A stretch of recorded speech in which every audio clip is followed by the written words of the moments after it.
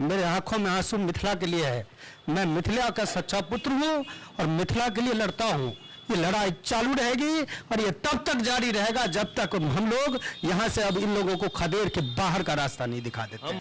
देखिए, मिथिला के साथ सौतेला व्यवहार लगातार हो रहा है आजादी के बाद से ही। तो आप देखेंगे दिल्ली में जाके, ओखला के स्लम एरिया में जाके देखेंगे तो अपने मधुबनी दरभंगा के लोग वहां पे धक्का खाते हुए आपको मिलेंगे। बड़े बड़े सेठ साहूकारों के यहाँ बीए, एमए, पीएचडी करने के बाद आपको दिखेगा कि वो दरवानी की नौकरी कर रहे हैं, सिक्योरिटी गार्ड की नौकरी कर रहे हैं। मधुबनी लोकसभा का चुनाव नॉमिनेशन के साथ ही चर्चाओं में आ गया। दरअसल 17 प्रत्याशियों ने मधुबनी लोकसभा के लिए नामांकन दाखिल किया था, जिसमें 5 आदमी का नॉमिनेशन रिजेक्ट कर दिया गया। बड़ी बात यह है कि 5 प्रत्याशियों में से 3 ब्राह्मण प्रत्याशी का नामांकन रद्द कर दिया गया। आपको बता दें, जातीय समीकरण के हिसाब से मधुबनी लोकसभा में 33% ब्राह्मण मतदाता हैं। ब्राह्मण बहुल क्षेत्र में ब्राह्मण का नॉमिनेशन रद्द होने से सीधा फायदा भाजपा को नजर आता है। निश्चित रूप से एक सवाल खड़ा होता है, आखिर और चौथा भी नॉमिनेशन जो है वो साहू जी का है, तो वो भी एक बीजेपी का बड़ा वोट बैंक है। तो ऐसे में एक बड़ा सवाल उठता है कि आखिर ये जो नॉमिनेशन कैंसिल हुआ, आनंद जी हमारे साथ मौजूद हैं जो लोकसभा के प्रत्याशी के तौर पे नामांकन दाखिल किए थे। क्या लगता है कि ये जो नामांकन जो कैंसिल हुआ है, खास करके ब्राह्मणों का और साहू जी का, तो इससे फायदा किसको मिलता हुआ आपको दिख रहा है? देखिए, इससे सीधा सपाट बात है कि इससे सत्ता पक्ष को फायदा है। हमारे नॉमिनेशन को कैंसिल करने से और किसको फ़ायदा हो सकता है? जो विपक्ष में है उसको क्या फ़ायदा होगा? उसको तो कोई फ़ायदा मुझे नज़र नहीं आ रहा है। लेकिन जो वर्तमान सत्ता पक्ष है और उनका जो निकम्मापन है, जो क्षेत्र के लिए उन्होंने कोई काम नहीं किया, जात पात हिंदू मुस्लिम के नाम पे जो लोग चुनाव लड़ते हैं, तो फ़ायदा तो उन्हीं को होना है। एक बात सत्य है कि हमारी नॉमिनेशन को कैंसिल किया गया है और मैं पूर्ण रूप से कहता हूं कि ये सिर्फ और सिर्फ षड्यंत्र का ही नतीजा है, क्योंकि वजह नहीं है किसी चीज़ का उसको कैंसिल करने का। अच्छा, ब्राह्मण ही तीनों का तीनों ब्राह्मण, जबकि 3 ही कैंडिडेट थे ब्राह्मण के, तीनों का कैंसिल होना एक बड़ा ताज्जुब का लग रहा विषय। देखिए, ये सोचनीय बात है और यहाँ के ब्राह्मणों को इस बात पे सोचना पड़ेगा कि आपको राजनीति में सबसे पहले उठा के फेंक दिया गया और जब आप पूर्ण रूप से बाहर निकल गए राजनीति से, तो एक हमारे जैसा साधारण आदमी, वास्तविक रूप में मेरी औकात तो है नहीं कि मैं इतने बड़े राजनीति का सामना कर सकूं, और वो आज मुझे लग रहा है कि वास्तव में हमारी औकात नहीं है। और जाति का क्या मैं बात करूं, मैं तो मैथिली को लेके आगे चलता हूं और मिथिला राज के मूवमेंट को लेके आगे चलता हूं। आज मिथिला राज के मूवमेंट को धक्का लगा है। आज मिथिला मैथिली के लिए जो लड़ रहे हैं लोग, उनके भावनाओं को चोट पहुंची है। आज वास्तविक रूप में मुझे लग रहा है कि भारत में लोकतंत्र समाप्त हो चुका है। आज भारत में फिर से तानाशाही का सत्ता चल रहा है।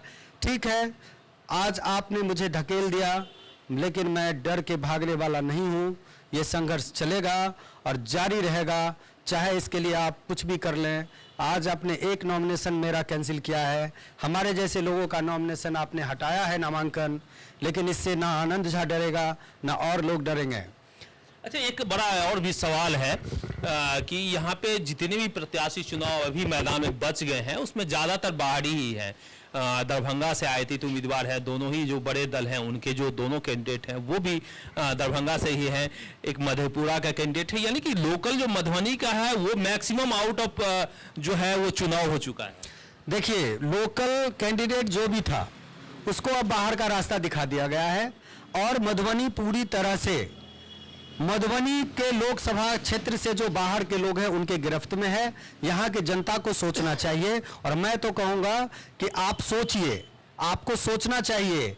आपके बेटे को हटा दिया गया है, आपके गुदरी के लाल को हटा दिया गया है। आज रोना आता है हमें, क्योंकि आज जो मैं संघर्ष कर रहा हूँ ये संघर्ष टूटने वाला नहीं है। मेरे आंखों में आंसू मिथिला के लिए है। मैं मिथिला का सच्चा पुत्र हूँ और मिथिला के लिए लड़ता हूँ। ये लड़ाई चालू रहेगी और ये तब तक जारी रहेगा जब तक हम लोग यहाँ से अब इन लोगों को खदेड़ के बाहर का रास्ता नहीं दिखा देते। हम आपकी भावनाओं को समझते हैं, अभी रोने भी लगे आनंद जी, चूंकि भावनाओं में बह गए। निश्चित रूप से बहुत ही मेहनत किया था और जब आप सीधा रिजेक्ट करके आप बाहर का रास्ता आप दिखा देते हैं कि आप नहीं लड़ने योग्य हैं, तो अधिकारियों को तो एक निर्देश का वो पालन करते हैं कि ऊपर से निर्देश हुआ अपनी नौकरी बचाने लगते हैं, लेकिन जो जनताओं के बीच में जनताओं की समस्या हर रोज सुन के अपनी मेहनत के बदौलत जो है वो क्षेत्र में अपनी पहचान बनाते हैं, कहीं ना कहीं उनका सपना पूरा टूट जाता है। और इसी तरह से आपको देखने को मिलेगा कि दिल से चोट लगता है, खास करके आनंद जी जैसे लोगों से, क्योंकि लगातार ये क्षेत्र में रहते हैं। लगता है कि जो बड़े पैसे वाले लोग हैं, जो रसूखदार लोग हैं, वो भावनाओं पे बहुत ज्यादा ध्यान नहीं देते हैं, उनको अपनी सत्ता, अपनी कुर्सी का महत्व अधिक रहता है। देखिए, मिथिला के साथ सौतेला व्यवहार लगातार हो रहा है आज़ादी के बाद से ही। ये मधुबनी का ही समस्या नहीं है।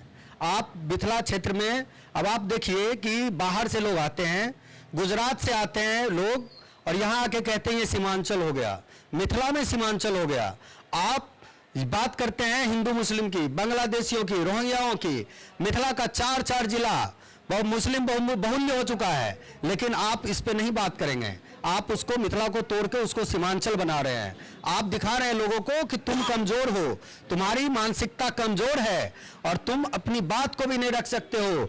और अगर तुम्हारे बीच से अगर कोई भी प्रत्याशी बन के अगर सामने आएगा तो उसको कंठ पकड़ के, ऐसे ठोट पकड़ के कहल जाए छे मैथिली में, जे ठोट पकड़ के तोरा बाहर के रास्ता निकाल देबो। आई मिथिलावासी के ई बात सोचक चाहिए जे ठोट पकड़ के ओकर बेटा के बाहर के रास्ता निकाल दिल गेलिए, लेकिन ये लड़ाई हम छोड़ब नहीं। ई लड़ाई हम लड़त रहब, ई लड़ाई चलते। आइ हमरा आँखि से आंसू, हमर प्रत्याशी हम हट गल तैला नहीं है। हमरा आँखि से आंसू एहि दुआरे जे हम 17 वर्ष से मिथिला के लड़ाई लड़ रहा छी, मिथिला मैथिली और मैथिली भाषा के लड़ाई लड़ रहा छी, एतऽ के संस्कृत के लड़ाई लड़ रहा छी, और ये सारी लड़ाई जारी रहेगी। मुझे इस बात का दुख है कि आज मेरी वो लड़ाई कहीं ना कहीं थोड़ा सा कमजोर पड़ा है, लेकिन आशा और उम्मीद करता हूं। मैं जब पिछले 4-5 महीने से, वैसे तो मैं 5 साल से लगातार जनता के बीच में जाता रहता हूं किसी न किसी माध्यम से, लेकिन अभी जो कुछ दिनों से लगातार कुछ महीनों से हम लोग काम कर रहे थे, ये तपती धूप में एक खटारा मोटरसाइकिल लेके हम जनता के बीच घूम रहे हैं। क्यों? क्योंकि मेरे मिथिला के लोगों के साथ परेशानी हो रही है। आज मेरी बहू बेटियां दिल्ली के ओखला में जाके धागा काट रही हैं। जब वो आप देखेंगे दिल्ली में जाके, ओखला के स्लम एरिया में जाके देखेंगे, तो अपने मधुबनी दरभंगा के लोग वहां पे धक्का खाते हुए आपको मिलेंगे।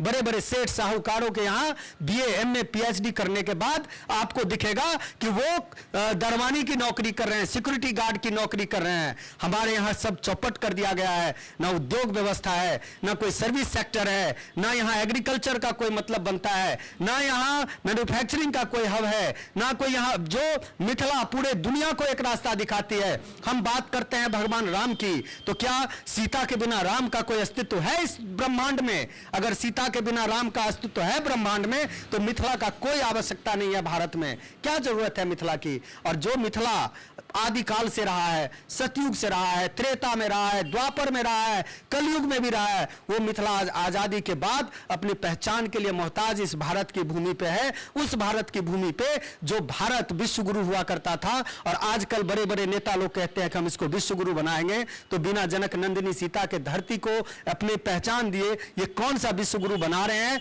रही बात विपक्षियों की, तो इनकी तो दम खत्म हो चुकी है, ये लड़ना भी भूल चुके हैं, इनमें तो दम ही नहीं है, ये तो बात नहीं करना चाहते हैं उस लेवल पे। पता नहीं किस धुन में लगे हुए हैं सभी लोग पार्टी छोड़ छोड़ के ईडी के डर से, CBI के डर से पता नहीं भागते जा रहे हैं। एक चीज और भी देखते हैं कि हमें लगता है अशोक यादव को कुछ ज्यादा घबराहट है, इसलिए क्योंकि ओबीसी को भी उतारना पड़ा मैदान में। ओबीसी की पार्टी अंतिम समय में मधुबनी में टिकट दिया और उसका नॉमिनेशन कल हुआ और आज उसका अप्रूव हो गया, तो कहीं ना कहीं लगता है कि ओबीसी को उतार करके मुस्लिमों को वोट काटना और ब्राह्मणों का जो नॉमिनेशन रद्द करके ये बहुत क्लोज कंटेस्ट नजर आ रहा है आपको। देखिए, मेरे मैदान में रहने से ये बात तो क्लियर हो चुका था कि कुछ लोगों को घबराहट हो रही है, और जिन लोगों को घबराहट हो रही थी उनके पास पावर है, सत्ता है, पैसा है, बाहुबल है। हमारे जैसा साधारण एक गरीब ब्राह्मण का बेटा कहाँ उनके सामने में टिक सकता था? आज हम हार गए हैं, लेकिन हार मान नहीं रहे हैं, ना डर रहे हैं, संघर्ष जारी रखेंगे।